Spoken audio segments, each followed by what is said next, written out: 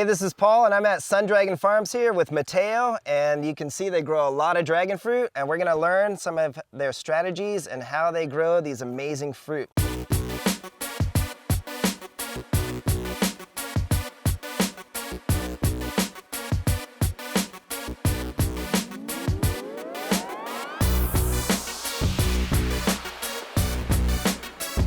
We had our first pots planted in spring of 2020.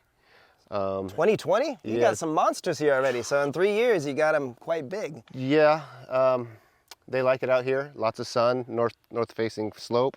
And we're in El Cajon, right? Boston Valley, Valley. East El Cajon. So you can see they grow a lot of sugar dragon and other varieties in full sun. You can see there's some different trellises. So first, this trellis I thought was an interesting story. So how did you develop this trellis? Well, that trellis kind of came about because that's the property line, and there was some existing fence posts there. Instead of taking the time to pull them out, we figured we'd just sleeve them with the PVC and put a tire on it. And we had a 2x6 in there. We kind of trimmed up to fit inside the tire, and we just figured we'd let them go. And the roots are even wrapping around the PVC, as you can see there. Yeah, so this is the sugar dragon. Then we've got a what is that? A Vietnamese white in there also. And those look like stout trellises. And then you have some really nice concrete ones. How tall are they? Those are 7-foot trellises, 2 feet in the ground, about 5 feet up, with 18 inches of rebar coming out the top, with a motorcycle tire sitting on top. Man, how much concrete do you use? Those are a 90 and a 60-pound bag of concrete, and they're about 4 3/4 square. Wow. Almost 5 inches. They're about 150 pounds. So it's kind of a two-person job to get them in, It's a two-person job, yeah. Yeah, sure. That's why I would love to build these at my own house, but I'm a one-person. I can't do it. Yeah, well, we started with me doing the first top row, and then once my brother kind of found out what I was doing here, he got all involved, and 7 posts turned into 100 in about 2 years. So wow, it really took off. Are you expanding more? Once you get a partner going, you can really get going. We still have another whole side of the property over there we're thinking about going, and we're going to probably do a lot of sugar dragon and do different trellises, maybe just the fence post. And why sugar dragon? Sugar dragon because it is starts the soonest, ends the latest. There's no real cycles to it. It always just keeps coming. Super sweet. I mean, look at this plant.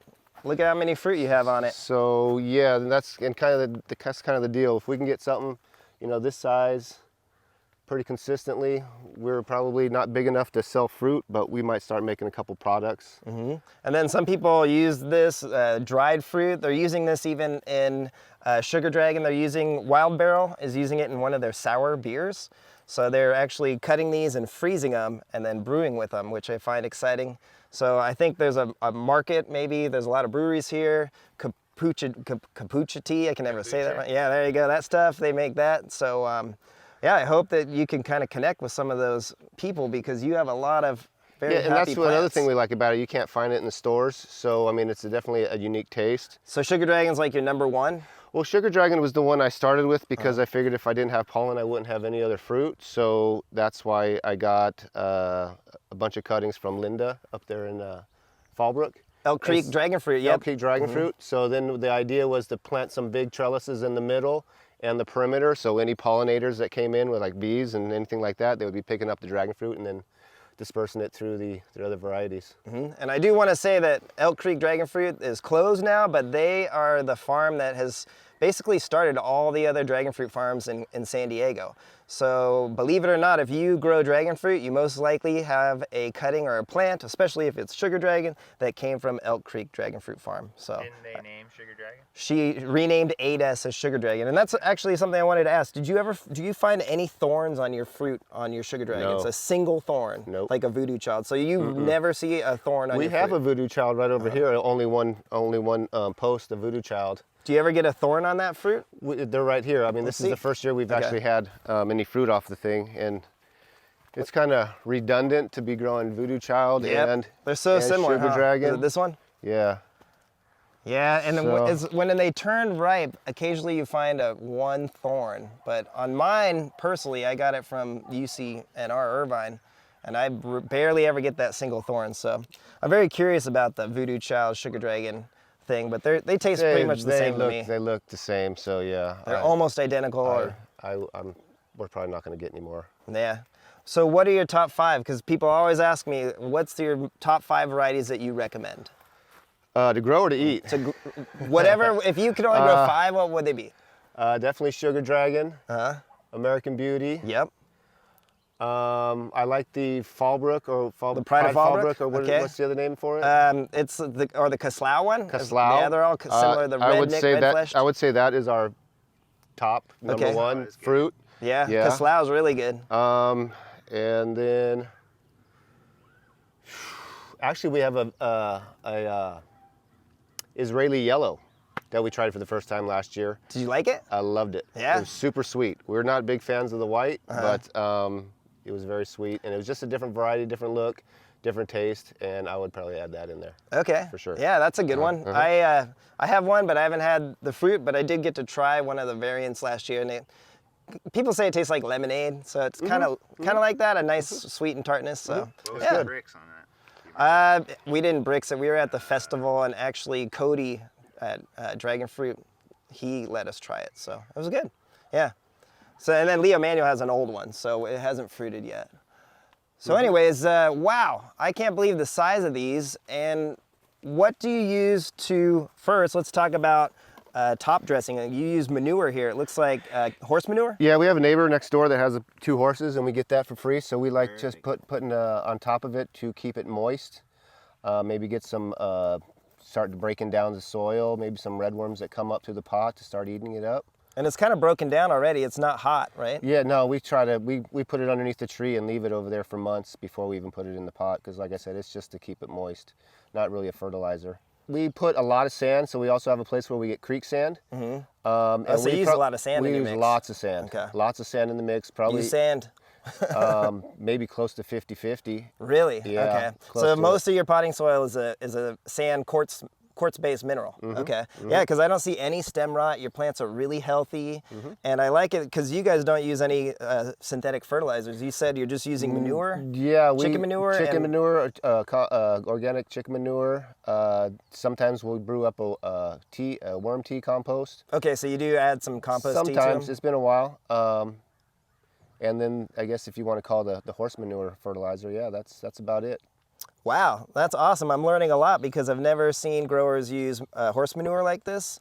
And again, I don't see a single one of your plants with stem rot. So you're definitely doing something right. I mean, you got, obviously, but I think the sand is another really important. Sand, I think, is key to keep the drainage. I think the first pots we were using, we were doing the frog, the happy frog up there. The Fox Farms? Fox Farms. I had a lot of problems with that. And it just didn't get enough drainage. I mean, the compost and the stuff that's in it is good. It's too wet. Yeah, it's good. I love Fox Farms as a top dressing. Please don't think I hate Fox Farms, but I put it on the top of the soil now. And this is actually the Hana that I got from you in probably August of 2021. Oh yeah, you came by a couple. Yep. Yeah. Okay, this is the Hana. This is the Hana. So this is a 2-year-old Hana right here. Look at that. Okay, it's getting big. I like this one a little bit less and less every year, but it's a good one. I mean, it's better than most of the white flesh, in my opinion. It does taste good, and the flower is absolutely gorgeous. Yeah, I did see a flower. Yeah, The we don't flower's have much for white flesh, so we kind of trying to keep variety around here. Well, I'm glad that you have it, and it's thriving here. It's thriving, yeah. So How often do you water? We pretty much don't water from November, December through March. Okay, so same as us. So once we kind of around Halloween or a little after. Yeah, because it does rain quite a bit, so it'll get enough water. But as soon as it starts warming up, we start hitting them once a week, and then in the hot summers, at least twice a week.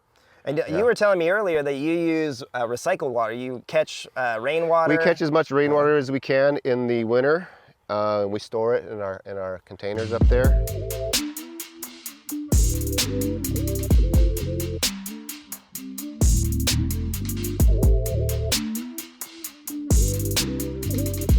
I'm always curious to learn more about watering and fertigation. So Mateo, I see these giant barrels here. Tell us how you water your dragons. So we collect pretty much all the rainwater from the house, the rain gutters, and pump it into here. And that's over 2,000 gallons? This is, 2150. Okay. And then we have another 1,500 over there closer to the house. That's where it goes first, and then it gets pumped into here. This is another 500-gallon tank that we're going to basically tap it into this, and then we can make it one big barrel. So from this system, it all goes to your dragons? Yeah, so basically we have each rose kind of is on a You have a valve for each turn row? valve, Okay. yep, and then we also have this one valve that goes down to another 500-gallon tank down at the bottom, so if we have any overflow, we can send it down there, and that kind of just helps with the more capacity. And how much do you water like right this time of year, right now? Right now it's August, so we're trying to do at least twice a week. Twice a week? Twice a okay. week. And if we don't get out there, we try to hand water 2 gallons, everything gets 2 gallons. If we're not able to do it, that's when we turn on the spigots here, and then just make sure they get some water. So you're not a grower that cuts water at the end when the fruit are ripening? Some people do that. I personally do not. No, we figure that, the fruit needs water, so the more water it gets, and you can tell if you don't water them for a while and then you give them a bunch of water, they will respond as far as new growth and buds and stuff. So Quang water. On recommended he watered his every day during the growing season, and a lot of people said he was crazy, but if you have good drainage and you're using sand, you can water these dragons a lot when they're not dormant, when they're actively growing. Yeah, they'll take pretty much whatever you want. So you notice that too, if you bump a lot of water to them, they'll respond with either growth or buds. Yep. So if you have a plant that has a lot of new growth, do you tend to prune that off, or do you just continue to water it, or what do you do? Because a lot of people ask that question. Okay, I got a plant like this. We pretty much let the plant do what it wants to do, and then if there's any rot, we'll cut it out. And yeah, we're pretty much hands off. Let the plant do what it wants to do, and then just kind of make some minor adjustments. They seem to like it out here, so there's not much to it. So yeah, that's kind of how we do as little as possible. We don't even really pollinate anymore. Oh, so you're not out pollinating here? No, that's kind of why we have the dragon fruit everywhere, the sugar dragon everywhere, so we don't have to pollinate, because we'll be out here for hours. So if you're wondering if you need an extravagant setup to build some of these dragon fruit support systems, the answer is no. Look at this. This is how they build the concrete posts. So tell us a little bit, what is this form? How do you use it? So these are 2x6s. I think we ripped down to get to our 4.5 by 4.5, 4 3/4 dimensions. And then you basically drill a hole through the middle, screw it to the end, run your 3 pieces of rebar through, have them come all the way down to about 6 inches from the bottom, so it's completely encased in the concrete. And then you put a little suspension to suspend it right in the middle of the form. Then you form it up. We have these. You can see we have these braces right here, because you can see they're kind of opening them up. Okay. So you can keep them close Keep together. them nice and tight. Keep them nice and tight till you about 2 to 3 days. Let it cure for a few days. So a couple days, okay. And Yep. It takes 2 guys to put them up, right? I mean, you can. I mean, I have done it. I wouldn't recommend it. Yeah. But yeah, it takes 2 guys. We usually put them on a wheelbarrow now and just wheel them to the spot and then dump them right in. Oh, that's smart. Yeah, it's like a big battering ram. But And it looks like you haven't used it for a while. No, we haven't put any posts in probably almost 2 years now. Yeah, so we have a hookup at Home Depot, but it's a 90-pound. So these are 7 feet long. It might be a little bit shorter. 7 feet long, about almost 5 inches square. And we do about a 90-pound bag of concrete and a 60-pound bag, and 3 pieces of rebar. I get the 50-pound bags because you can see my stature, but $12 or something? yeah, you probably, and the 12 rebar bucks. can get expensive. Rebar is more expensive these days. If you buy really long pieces or scrap, it's cheaper. I tend to buy the long rebar and then I cut it up. It's a lot cheaper to do that. $20 a post, maybe, or something like that. I would probably say on this setup, the way he's doing it, probably about 20 to 30 tops per trellis. Still not bad, As soon as you get your forms, it's just concrete and rebar. Yep. And once you set it, you get to forget about it. And that's the thing. Wood, if you use wood, it's probably the same price, if not more expensive. And then you got to deal with the rot. We do have a little, what do you call that? Sometimes we oil it up so that it doesn't, so it's called a release. Oh, So it doesn't. okay. So, it So doesn't you use get some stuck. type of oil to make sure when it breaks apart, when you Not every time, but every 4 or 5 times, just slap it in there, and that releases the concrete from the wood. Yeah. So in the middle of this, there's the 5 by 5 square in the bottom, so the post can go straight through the bottom. And then we also do holes around, about 1 inch holes, we don't want anything too big for the gophers to get in. So you have gopher problem too, We have I guess. huge, Okay. big gopher problems, and this with the thickness of this pot right here, they don't eat through that. But the black pots, the regular black pots, they'll eat right through that. They'll get through it. Oh yeah. Wow. You got some aggressive gophers. Yep.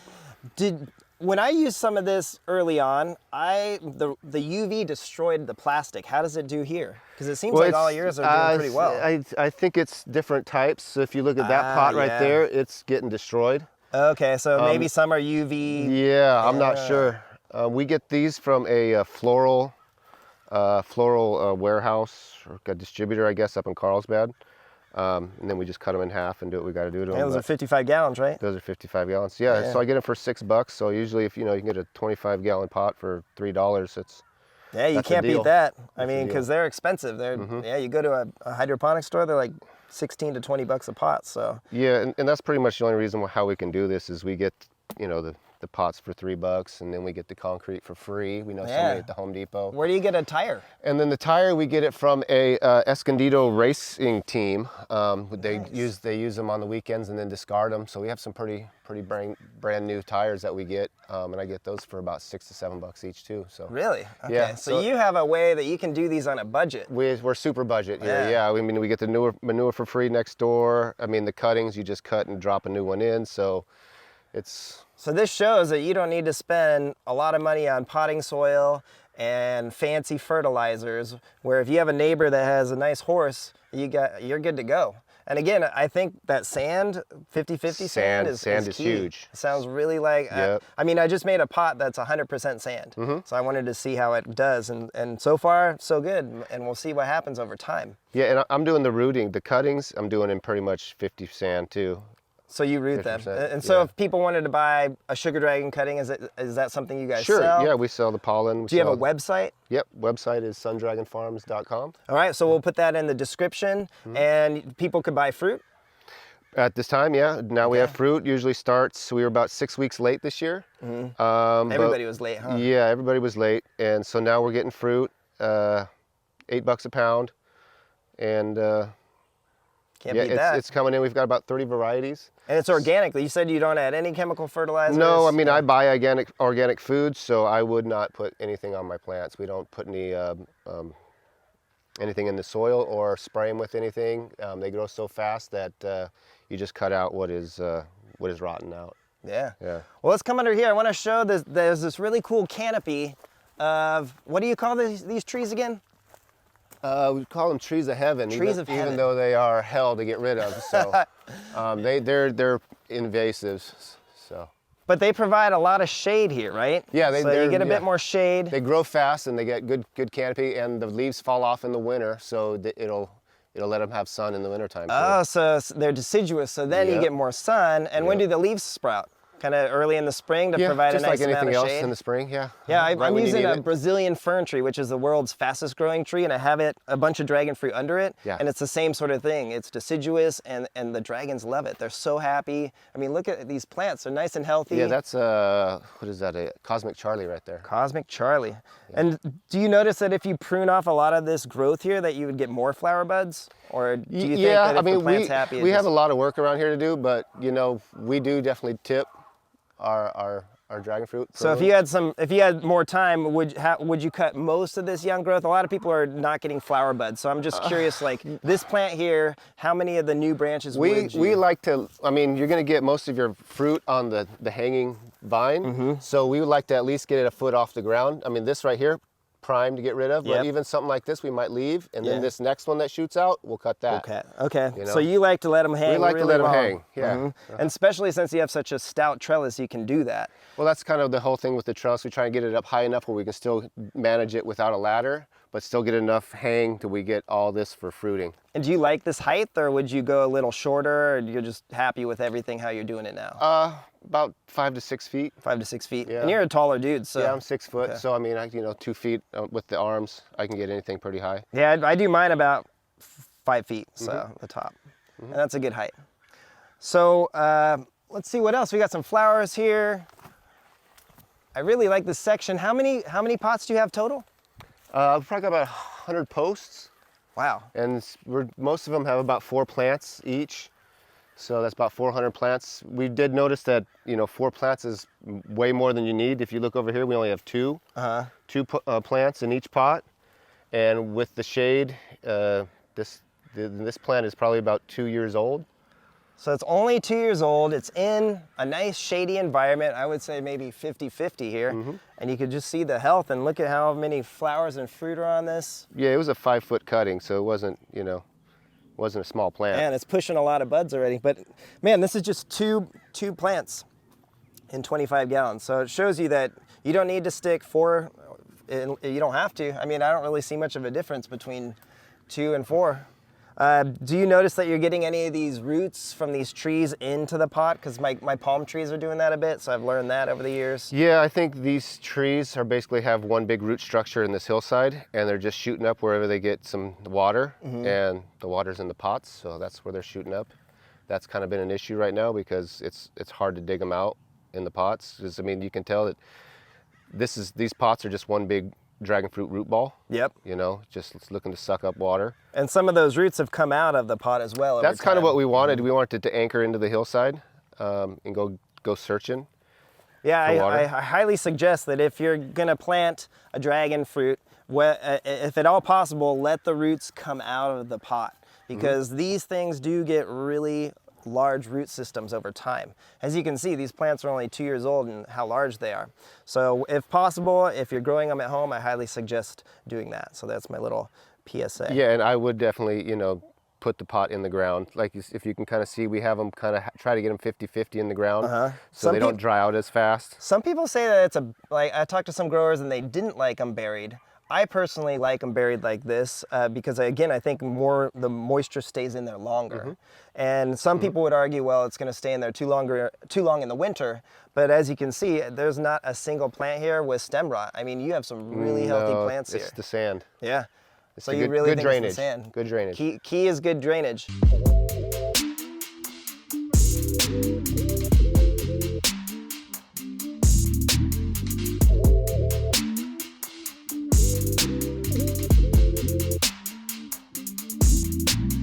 So we were over here talking and I saw this California pepper tree and I asked about this setup. So tell us a little bit about this plant. This is one of our unknowns right here. We got from the in-laws, and we weren't really sure what to do with it. It was pretty much mature in the pot, and we wanted to get it up off the ground. So you put it in a California pepper tree. We put it in a California pepper tree. We got the hose in there to kind of brace it. Yeah, it's nice and sturdy there. It's not going anywhere. And the idea was to keep the pepper trimmed up, and then let the dragon fruit overgrow the stump, basically. Yeah, I mean, it's aborting that one, but man, it's got plenty of flower buds. I like that. I think it would be really cool to let it grow on the stump, and in a few years, it's just going to be a giant dragon fruit plant. That was the idea. Really cool. How do you get water up there, or do you just hand water? It gets neglected, but it gets hand watered. Yep. And it's getting plenty of shade, and it doesn't affect the flowering, so that's really cool. All right, let's go check out your labels. I was really intrigued with them. And it looks like you used some concrete, like the Sugar Dragon label. I like it. Yeah, so with these labels, it's pretty much any leftover concrete from the posts that we have. We'll do a little patty and mark out the name and the label and sit them next to the post. You won't lose the tag that way. That's awesome. Nice permanent mark. Yeah, and that's probably cheaper than some of the labels that people buy. It's free as far as we're concerned. And things do get a little confusing around here, what is what, but going through this place, I can tell you exactly what is what. It's kind of like your babies, what you planted where and when.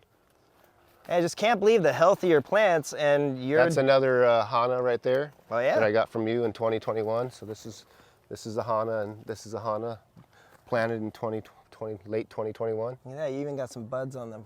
American Beauty. The AB there. Yeah.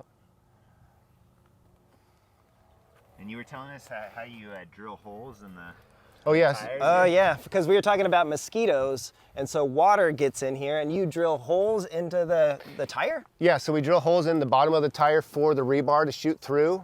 So there's about 3 inches of rebar inside the tire, and there's also what we call weep holes, so the water can drain out and the mosquitoes won't start, growing in there. One thing we do notice is there's lots of birds like to build nests inside our tires. The birds, huh? We don't seem to have a bird problem as far as eating fruit. Yeah, some farms do. Yeah, right? not this one. So you're not getting birds eating it, they're just living in your tires. They're living in the tires, yep. Yep. It looks like you got a lot of spiders too, which are good because they're beneficial and they'll hopefully kill some of the insects. Yeah, there's a lot of spiders here at night, for Yeah. sure. You got to watch yourself. Yeah, same in our collection as well. But I like them. I usually actually put them into the trellises just so they would eat maybe hopefully some of those. Do you get any of those leaf-footed bugs like we do? They're starting to pop up more. Yeah, You've we seen have some a of lot. them? We have a lot of those. Yeah, well actually that thing you toss is probably, sometimes the flower buds will get, let's see if I can find another one. But the flower bud kind of dries up if the leaf-footed bug eats it. Oh, is that? Have you seen it? Like no, that one? No, I usually see them on fruit. Oh, they like your fruit. Yeah, I don't Okay. know if they're eating my fruit, but I see them hanging out on the fruit. Do you have any This is, pomegranate trees around here? No, this is a Because they like to be on there. dark star right here. And I thought there was a bunch on this guy. Oh, here, this is what I wanted to show. So if the leaf-footed bug, the flower buds can kind of look like this and split open. So what happens is the leaf-footed bug will insert its proboscis into a flower bud, a small one, and it dries up and aborts. So that's why those bugs are so bad. Like here, this one, I'm not saying that this happened, Right. but that's what you look for. That's a sign. And so then you look for those darn leaf-footed bugs, and they are taking over in Southern California. All the farms are seeing them. They're much more prevalent. It seems like every summer. So keep an eye out and squish them. Aren't they like the size of a cricket? They're about that big, but I'm usually killing the nymphs, which look like really small praying mantises, and they're kind of orange and they're bright colored. And I find those in my farm, and I spray them, and they die really easily. So the key is you watch for the nymphs and for the actual bugs. But they're a big problem in Southern California. It just flew away, but you can see that there are some leaf-footed bugs here. And they're very prevalent in Southern California. See, that one just flew. I did see it. So they can fly, and those are the things that I really want, hopefully, our viewers to know, is that if you see them, you need to kill them. So they'll do this to the flower bud right here. So they'll insert their proboscis, and the flower bud will end up aborting, and they usually like to eat the flower buds when they're really small like that. So if I find any more, here's a picture. You can see a picture of the bug. And this is one I found in my garden just yesterday. So keep an eye out. And again, there's nothing you can really do except for kill them when you find them. And they just love to be on the dragon fruit plants for some reason.